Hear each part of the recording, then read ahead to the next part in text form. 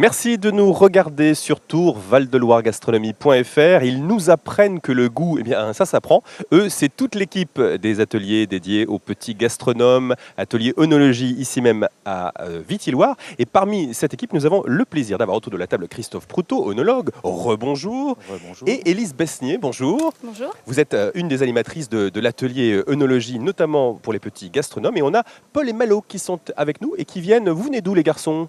Paul? Du Mans. Du Mans, exprès pour Vitilloire? Non. Vous avez de la famille un petit peu dans le coin? Oui. Voilà.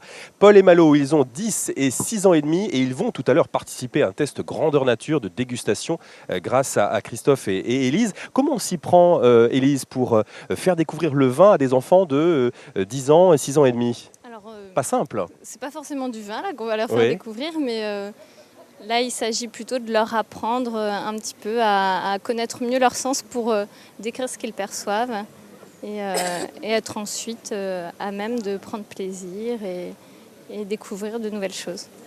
Christophe, le goût, ça s'apprend. Il est nécessaire de mettre des mots sur nos sensations? C'est ça, c'est-à-dire que pour sentir des sensations, il nous faut des mots pour en parler. On ne sent pas ce qu'on ne nomme pas. Et effectivement, la finalité n'est pas le vin, n'est pas le produit, mais le produit est un support à sa propre découverte sensorielle. Au sein de cet atelier dédié aux petits gastronomes, quelle est vous proposez toute une série de petits tests avant d'en arriver à la dégustation. Oui. En quoi consistent ces petits tests? Qu'est-ce qu'on leur Alors, apprend dans l'ordre? En fait, on commence petit à petit à séparer chacun des 5 sens pour qu'ils puissent s'exprimer correctement sur chacun des sens et après mieux sentir justement. Et le goût, le toucher est important dans Bien sûr, tous les sens en fait. Oui, oui. Donc aussi bien la vue, l'odorat, l'ouïe et le toucher. Donc le toucher, quand on prend les choses à même la main, mais aussi après quand on va le mettre en bouche, on touche avec tout l'intérieur de la bouche. Vous leur faites aussi une initiation sur un petit peu historique sur le contexte de la Loire. Voilà, donc on aborde un aspect un peu terroir effectivement, avec le tuffeau, la Loire, la vigne, le raisin qu'on cultive dans la région. Voilà. Très bien, ils sont réceptifs. Quelles sont les réactions les plus amusantes des enfants en règle générale? Il faut leur demander, mais non, ils sont plutôt attentifs et à l'écoute. Et après, s'ils arrivent à s'exprimer, peu importe. Enfin, voilà, le but c'est qu'ils s'expriment. Donc, il n'y a pas vraiment de choses D'accord. assez. Alors, est-ce qu'on ferait un petit peu le petit test avec qu'est-ce que vous nous avez amené là, Élise? Quel est le principe de ce petit test? Donc là, on montre qu'il y a... là, c'est deux jus de raisin faits avec du coup des cépages de la région, qu'on trouve dans la région en tout cas, le Sauvignon et le Gamay. Donc là, c'est des jus de raisin qui ont été réalisés par le lycée viticole d'Amboise. D'accord. Alors, on fait le petit test grandeur nature. Le principe, c'est d'allier le goût du on vin va du jus de raisin, déguster pardon. ensemble, les garçons, si vous êtes d'accord. Vous vous souvenez de par quoi on commence? Alors les garçons, Vous vous par quoi on souvenez commence? Montrez-nous, parce qu'ils ont déjà répété, hein, ils ont déjà fait le test. Hein. Donc on regarde ce jus de raisin. Qu'est-ce que vous pouvez me dire sur ce jus de raisin? Alors tendez le micro peut-être, Élise. Voilà, tac tac. Il est jaune. Aussi un petit peu orange. Ah, Est-ce qu'on peut dire d'autres choses sur cet aspect? tendez le micro, tendez le micro. On peut voir un petit peu à travers. D'accord. On va le sentir maintenant? Allez, on va le sentir. Est-ce qu'il faut faire bouger le verre ou pas, Élise?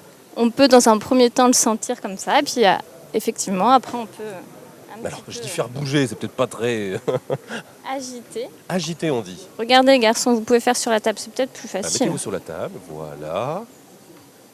Regardez Paul et Malo, 10 ans et 6 ans et demi, en pleine dégustation. Qu'est-ce que vous sentez les garçons? Le jus de pomme. Pareil, le jus de pomme. Est-ce que vous sentez uniquement des odeurs de jus de pomme ou il y a autre chose?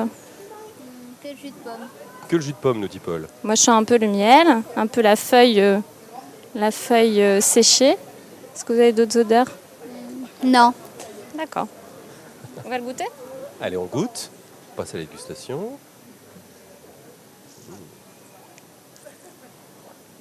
L'instant est important.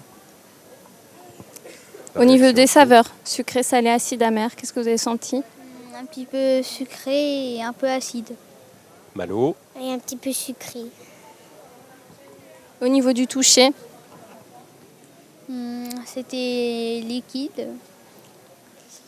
Et puis ça piquait un peu. Ça pétille aussi beaucoup. c'était un petit peu froid aussi. Enfin, moi, c'est ce que j'ai perçu, un petit peu froid. Et au niveau des odeurs, est-ce que vous avez retrouvé l'odeur de jus de pomme que vous avez senti tout à l'heure? Non, pas du tout. Qu'est-ce que tu as senti comme odeur? Plutôt l'odeur du raisin. Oui, aussi l'odeur du raisin. Est-ce que vous voulez qu'on goûte ce jus de raisin avec un petit peu de fromage de chèvre pour voir s'il y a des choses qui vont être perçues différemment? Alors la maman de Malo et Paul m'a dit qu'ils adoraient le fromage, ces petits garçons. Alors ce qu'on va faire, c'est qu'on va goûter un petit peu de jus de raisin pour bien se souvenir de la manière dont on l'a perçu. Après, on croquera dans un petit morceau de fromage de chèvre. On attendra un petit peu de bien l'avoir en bouche. Et après, on pourra reprendre une gorgée de jus de raisin. Voilà, Élise. On va le faire ensemble. Tiens, prends le... On va le faire ensemble. Sainte-Maure de le petit bout Touraine à Paul. Hop. Sans Tu pain nous à la attends main directement. Hop. Et à Malo également, son petit bout de fromage. Alors, on prend une petite gorgée. Allez, une petite gorgée, première étape. Dans ce petit cérémonial, dégustation. Donc, un petit peu sucré, un petit peu acide comme tout à l'heure. J'ai toujours un petit peu des arômes de miel. Vous, peut-être de jus de raisin, tu m'as dit tout à l'heure. On croque dedans? Allez, on passe au fromage, le Sainte-Maure de Touraine. Les papilles en éveil. Dommage que la Web TV ne soit pas en odorama ni en gustorama. Ça viendra peut-être. Comment vous le trouvez au niveau des saveurs, le fromage de chèvre? Un petit peu sucré et un peu acide. Aussi un petit peu sucré. Et pour moi, un petit peu salé aussi, en plus de sucré et acide. On va pouvoir reprendre une petite gorgée de jus de raisin. Ils nous font envie, là, tous les trois. Hein. On est un peu frustrés, nous, qui les regardons faire. Est-ce que vous le sentez différemment, le jus de raisin? Oui. Je crois que ça donne un goût plus salé. Et toi, Malo? Plus salé et sucré. Oui, moi, effectivement, je trouve qu'il y a moins d'acidité dans le jus de raisin. Et on le sent beaucoup plus sucré. Et au niveau des arômes, des odeurs à l'intérieur de la bouche? C'est plutôt acide. Alors ça, du coup, c'est les saveurs. Mais aussi au niveau des odeurs à l'intérieur de la bouche. Est-ce que tu retrouves l'odeur de jus de raisin ou de jus de pomme de tout à l'heure? Ou est-ce que ça a un petit peu changé? Et toi, Malo? C'est un petit peu changé aussi. On va très bien, merci les garçons. Merci, bravo Malo et Paul pour ces impressions et ces réactions à chaud, malgré les pollens qui nous environnent et qui viennent un peu perturber nous aussi nos dégustations. Christophe, ça se passe toujours comme ça avec les petits gastronomes? Oui, en fait, l'intérêt, c'est qu'ils ont décrit le produit sans l'avoir jugé à aucun moment. En fait, ils sont en train, c'est vraiment un exercice qui permet à chacun de se construire sans que le jugement, je dirais, social ou peut-être affectif vienne... interférer. C'est ça, voilà. Ni donc, que l'animateur les interfère aussi. Hein. Voilà, c'est vraiment très neutre, hein, Élise. Oui, c'est le principe en fait, justement. On ne perçoit jamais de la même façon, donc il faut les laisser explorer leur perception.